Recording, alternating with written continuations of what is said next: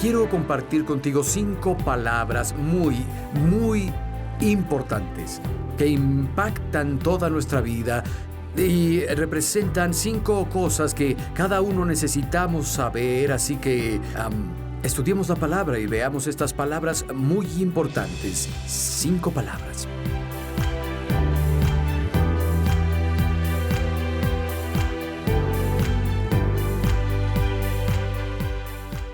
Cinco palabras importantes. La primera es fe. Todos piensen fe. Hebreos 11, verso 1, dice que la fe es la sustancia de lo que se espera, la evidencia de lo que no se ve. La fe trata con realidades no vistas. Si lo ves, no necesitas fe. La fe es lo que tienes hasta que la cosa que esperas de Dios llegue. Y no es un botón de pánico que presionas en un tiempo de crisis. Es un estilo de vida. Las Escrituras declaran que los justos viven por fe. Los justos viven por la sustancia de lo que se espera, la evidencia de lo que no se ve. Así quiere Dios que vivamos. De hecho, en el verso 6 dice que sin fe no es difícil, es imposible complacer a Dios. No hay un estilo de vida que complazca a Dios que no sea una vida de fe. Martin Luther dijo esto: Dios nuestro Padre hizo todas las cosas dependientes de la fe, para que quien tenga fe tenga todo, y quien no tenga fe no tenga nada. La fe es obligatoria, está anclada tanto en la promesa como en la persona de Dios. La fe encuentra su fuerza, es vida en las promesas y en las personas de Dios. Hablaré de las promesas en primera. La fe se basa en las promesas. Las Escrituras dicen que Abraham, en Romanos 4:20, en la versión estándar, al ver las promesas de Dios, Abraham fue fuerte en fe. Cuando él se enfocaba en las promesas, extrajo fe de la promesa. La promesa reforzó su fe, ancló su fe, hizo que su fe creciera. Y sé que conocen este verso.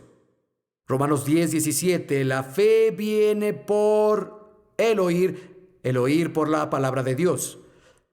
Obtenemos fe de la palabra de Dios. La fe nace de escuchar el mensaje. Y me encanta la traducción de la Biblia moderna en este verso. Dice, la fe se despierta al oír el mensaje. La fe se despierta al oír las promesas. Tengo un amigo pastor, tal vez se sentiría avergonzado de admitirlo, pero me contó esta historia. Daba consejo a una mujer en su iglesia. Y ella estaba pasando por una gran crisis y caos en su vida, y al estar sentado en su escritorio, ella, vaciando su corazón, se quedó dormido. En verdad, dormido. Media hora después despertó con la cabeza en el escritorio y ella no estaba. Le dejó una nota: pastor, se veía muy cansado, debería ir a casa a dormir. Un pastor dormido no puede aconsejarte.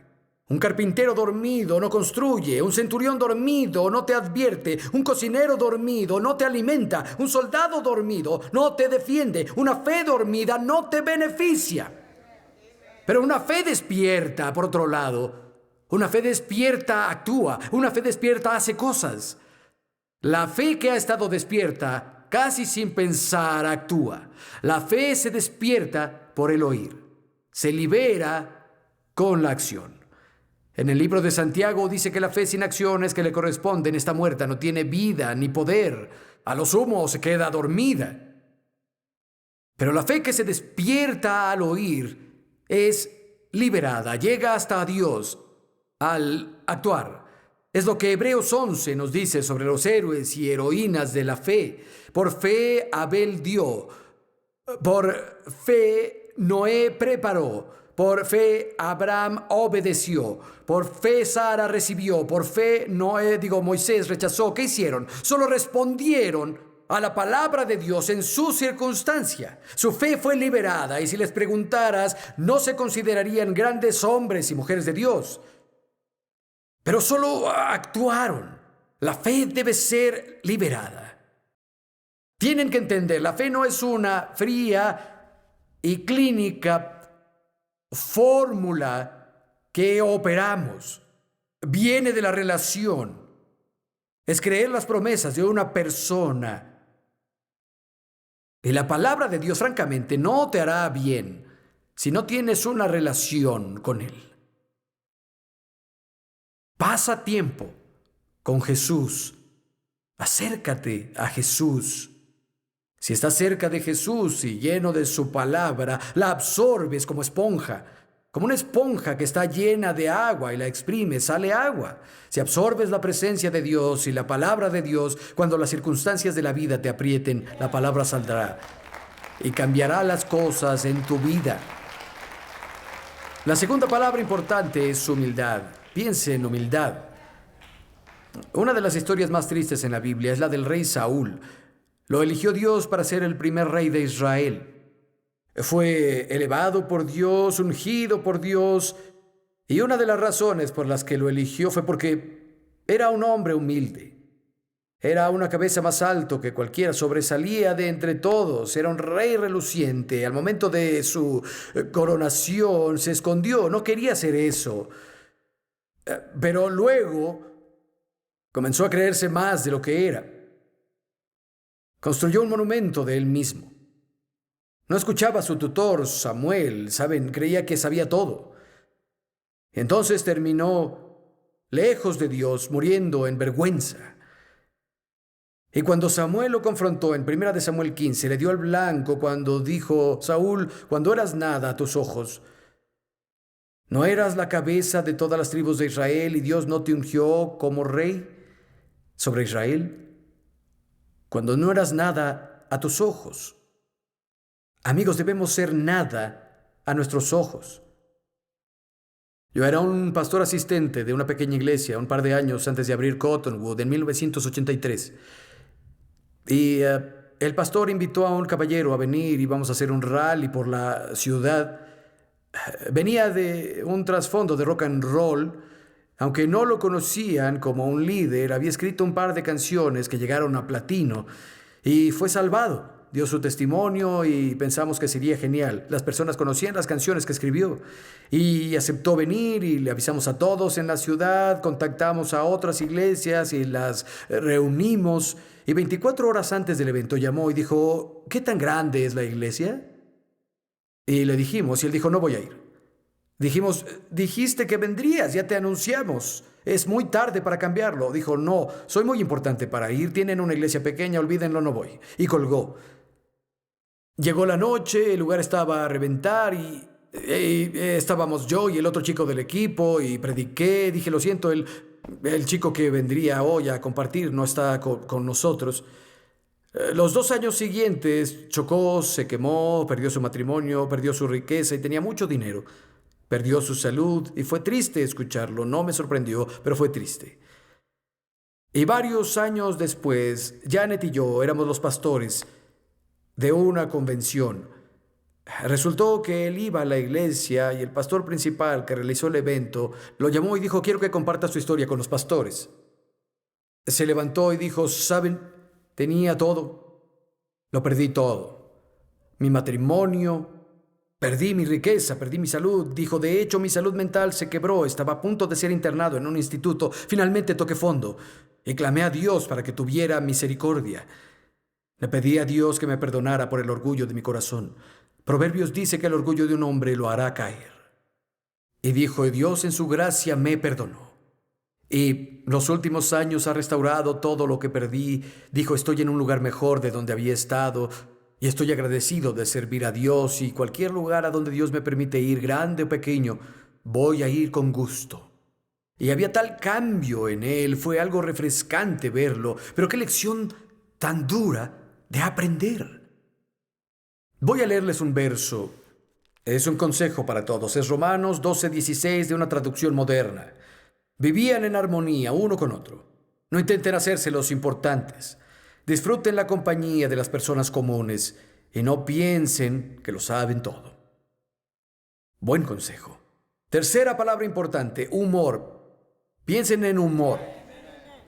Eclesiastés 3:4 dice: hay tiempos de reír. Proverbios 17:22: un corazón alegre es como una buena medicina, pero un espíritu quebrantado seca los huesos. Para citar a Martin Luther de nuevo, dijo, tendría menos deseos de ir al cielo si creyera que Dios no entiende ni un chiste. El humor evita que la arena entre a los rieles de la vida y algunos no ríen tanto como deberían. Dios tiene sentido del humor, estoy convencido. Véanse en el espejo, es la prueba. Hablé en una nación en particular y uno de los líderes de la nación había sido un líder político y en la iglesia supo que me vería y dijo, Bayless, ¿tienes una tarde libre? Me gustaría llevar a algunos líderes para que te vean. Y dije, sí, hagámoslo. Y cuando descubrí el calibre de los hombres que iba a traer, pensé, aunque no lo dije, son importantes, yo debería ir a verlos y sentarme a sus pies. En fin, estábamos en un lindo hotel, habíamos como 10 alrededor de la mesa, y el chico a mi lado comenzó a preguntarme sobre mi familia, niños, esposa y todo, y le pregunté, cuéntame de tu familia. Él dijo, mis 3 esposas están muy conformes. Y mis hijos son felices, las cosas van bien en el ministerio. Y yo pensé, ¿seguro? Intentando que no se me notara. El presidente de su nación tenía varias esposas y pensé, están haciendo eso en la iglesia también. Entonces intenté poner mi cara de nada, mi cerebro hacía... Y después de 3 o 4 minutos no aguantó y empezó a reír y todos los chicos de la mesa se reían y me di cuenta de que me habían hecho una broma. Pero cuando todos rieron, todas las barreras se cayeron y hubo una gran camaradería. Es sorprendente lo que el poder del humor hace. A veces tienes que reírte. La cuarta palabra importante es la familia. Todos piensen familia. Salmo 128. Salmo 128, verso 1. Dichosos los que temen al Señor, los que van por sus caminos. Lo que ganes con tu trabajo, eso comerás y serás feliz con eso. Tu esposa será como vid llena de uvas en el seno de tu hogar. Tus hijos serán como plantas de olivo alrededor de tu mesa. Tales son las bendiciones de los que temen al Señor. Tu esposa es como un viñedo, tus hijos como plantas de olivo alrededor de tu mesa. Es la imagen de la camaradería, el fruto y la armonía. Pero ¿saben qué? Las viñas y los olivos tienen que ser cuidados, si no, no hay cosecha. Tengo un árbol de olivo de 60 años en mi patio y un día decidí que iba a hacer aceitunas. Tenía la receta de unos amigos griegos, la receta familiar, tenía otra receta de amigos italianos, la receta familiar. Estaba tan emocionado, pasé todo el día en el árbol cosechando cada fruto. Los puse sobre la mesa y todo estaba extendido, los lavé todos, comencé a quitarle los huesos y todos tenían gusano. Hice una investigación y cuando compraron esos árboles en un país en particular de Europa, una mosca se coló y pone huevos dentro de las aceitunas y no las rocías. Yo no lo sabía, toda la cosecha se perdió. Debes atender a tu familia. Escucha, no abandones a tu familia. No dejes que tu familia sufra mientras consigues tus sueños. Es un precio muy alto que pagar. Y hay sacrificios necesarios al caminar el camino de obediencia a Dios, pero hay sacrificios innecesarios y los sacrificios innecesarios son los que te van a costar. Lo sabrás si caminas con Dios determinado tiempo, la forma en que Dios te guía en el camino del sacrificio. Pero cuando te sacrificas en obediencia a Dios, hay gracia para tu familia y hay gracia para ti. Hemos estado en televisión por 28 años. Es algo que Dios específicamente me pidió. Sé que debo hacerlo. En nuestra iglesia está comprometida, pero al inicio tenía que ir a un estudio y hacer todo y salía mucho tiempo. Recuerdo que me iba en la noche al estudio y Harrison, el mayor, era pequeño. Me dijo, papi, tienes que irte de nuevo. Y dije, hijo, tengo que ir. Y comenzó a llorar. Dijo, papi, te extraño, no te vayas. Dije, tengo que ir, hijo, tengo que ir. Y llegué ahí en auto, conduje por la calle y me estacioné en la calle y puse la cabeza en el volante y lloré. Dije, oh Dios. Tomé la decisión esa noche de llevar el equipo a la casa porque de esa manera No tendría que ir al estudio esas tardes. Para cuando tuviera 18 habría pasado un año más de tardes con él. Tendría 365 tardes más con mi hijo si llevaba el equipo a casa. Esa fue la motivación para hacerlo. Ha habido gracia para eso, pues tenía que ver con la obediencia a Dios. Pero no querrás tener lo que llaman el síndrome de esos aspersores del suelo. Todo el césped está hermoso, brillante y verde afuera, pero si ves bien en uno de esos aspersores, todo el césped que está cerca está muerto. Usa toda su energía, toda su agua, todo su tiempo en algo más, y todo ese césped que está cerca no obtiene energía, ni agua, ni tiempo. Las vidas de algunos son así, toda su energía y su tiempo es para sus negocios, para otras personas, otras cosas, y los que son más importantes, los que están más cerca, tu esposa, tus hijos, tu viñedo, tus olivos, no tienen nada de atención. Amigo, Dios ama a la familia. Dios fue a extremos extravagantes para rescatar a su familia. Jesús derramó su sangre para hacernos parte de la familia de Dios. La familia es importante para Dios. Vayan conmigo a Daniel, al libro de Daniel, por favor, capítulo 6. Llegamos a nuestra quinta y última palabra, y es excelencia. Piénsenlo, excelencia. Un caballero en la iglesia nos dio a mi esposa y a mí un hermoso trabajo de vidrio entintado, y había alguien en la casa que sabía sobre vidrio entintado, trabajó mucho con él y dijo, es una gran pieza. Quien hizo esto se esforzó mucho, pusieron atención al detalle, es un trabajo excelente. Y se dice algo similar sobre Daniel aquí, capítulo 6, verso 1. Darío consideró prudente nombrar a 120 sátrapas para gobernar el reino, y sobre ellos 3 gobernadores. Uno de ellos era Daniel. Los sátrapas respondían a los 3 para que el rey no sufriera pérdidas. Y Daniel se distinguió por encima de los gobernadores y sátrapas porque un espíritu de excelencia estaba sobre él. El rey pensó ponerlo al frente de todo el reino. Daniel se distinguió más porque tenía un espíritu excelente. Habla de lo que pensaba, cómo actuaba. Nunca hizo nada a medias. Nunca hizo nada de forma mediocre. Hizo más. Hizo más que los otros. Una nueva versión de la Biblia traduce este verso así. Daniel poseía un espíritu extraordinario. Amigo, extraordinario es solo ordinario con un extra más. Extraordinario, extraordinario. Y eso lo distinguía. El hecho de que hiciera más y que llegara más lejos, que pusiera un extra a lo ordinario. Proverbios 22-29 dice, ¿has visto a un hombre excelente en su trabajo? Estará frente a reyes, no estará frente a desconocidos. Proverbios 18-16 dice, el don de un hombre le abre caminos y lo pone frente a grandes hombres. Quiero agregar algo que creo que no cambia el significado de un verso. No solo el don de un hombre le abre puertas y lo lleva ante grandes hombres. Deben desarrollar el don. Eso le abre puertas. El cementerio está lleno de dones sin desarrollar, habilidades sin refinar. Lo que hagas, hazlo con toda tu capacidad. Las Escrituras dicen, trabaja como para el Señor, como si Jesús te viera y fuera tu jefe. Incluso las cosas pequeñas son indicadores de cómo hacemos las grandes. Y quiero animarte a desarrollar tus dones. Cualesquiera que sean, hazlo con excelencia. Busca que Dios te dé el favor, oportunidades y tareas, y ora para que te confíe la tarea de servir y amar y levantar y animar y crecer y dar y consolar y enseñar y profetizar y edificar, colaborar, cantar, sanar, hacer lo que sea tu don, hacerlo con todas tus fuerzas, hacerlo para la gloria de Dios. Hazlo con excelencia. La Biblia dice que Jesús hizo todas las cosas bien. Cuando Dios vio todo lo que hizo, dijo, es muy bueno.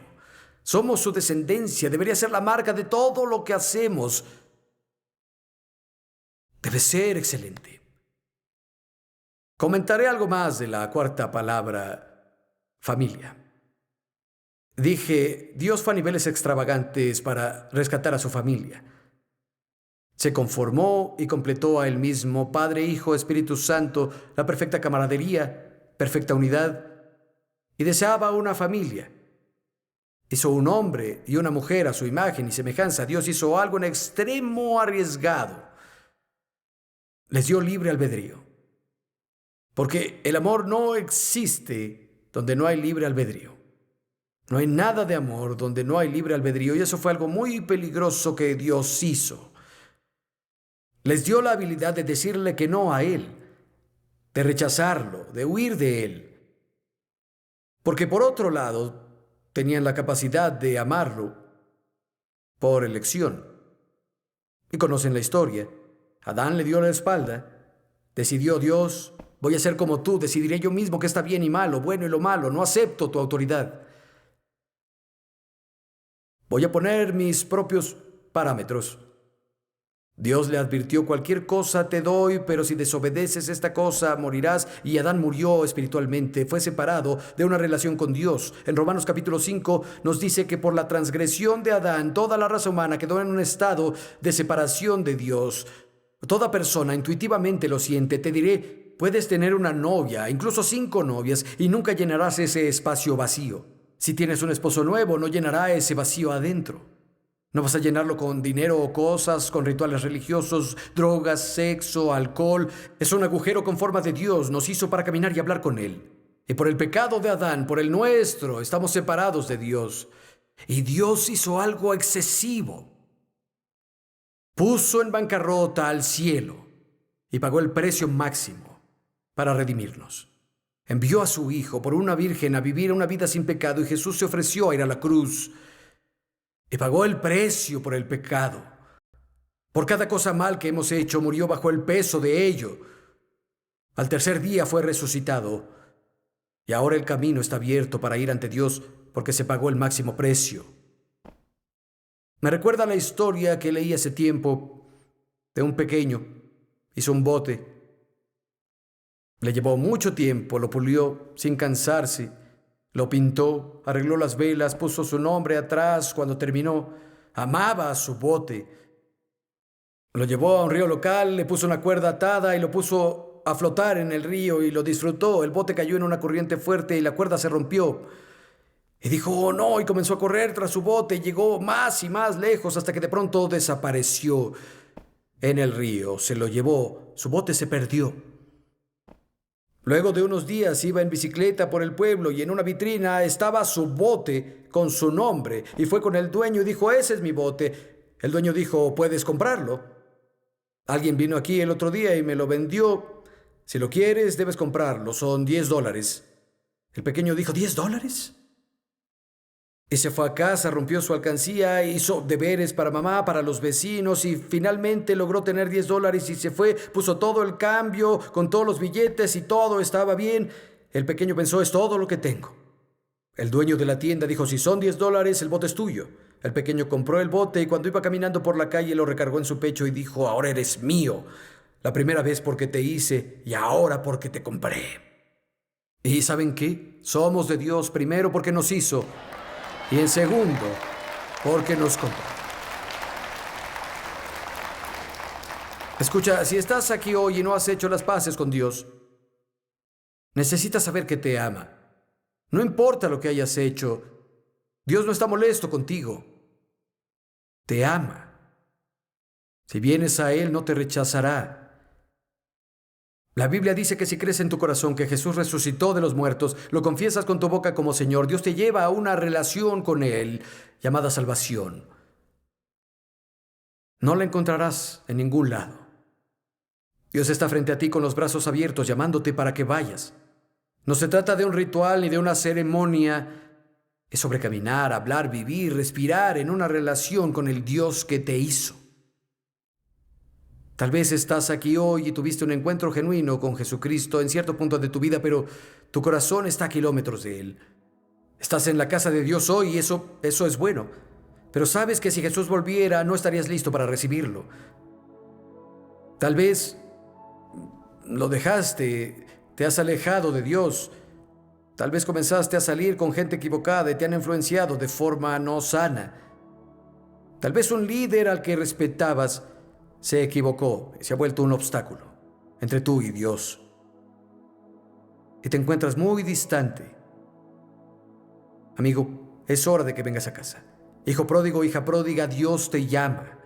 Quiero que cierren los ojos e inclinen la cabeza un momento. Vamos a orar todos juntos.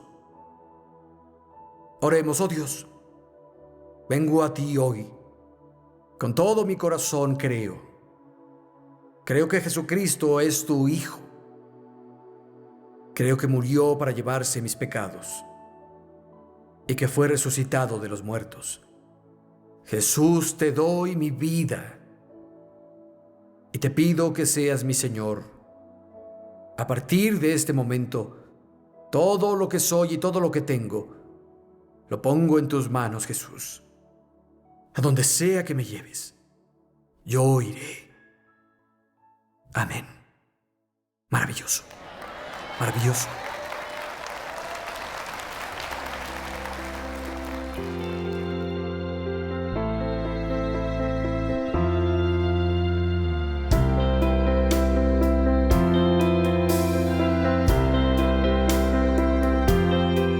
En el cierre de hoy tengo una palabra para los ministros que me ven. Si eres pastor o evangelista, predicador o maestro, quiero animarte a que no renuncies.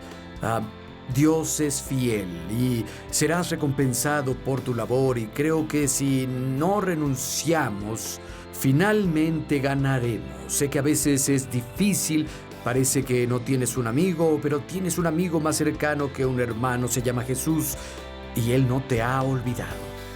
Dios te bendiga. Hasta la próxima.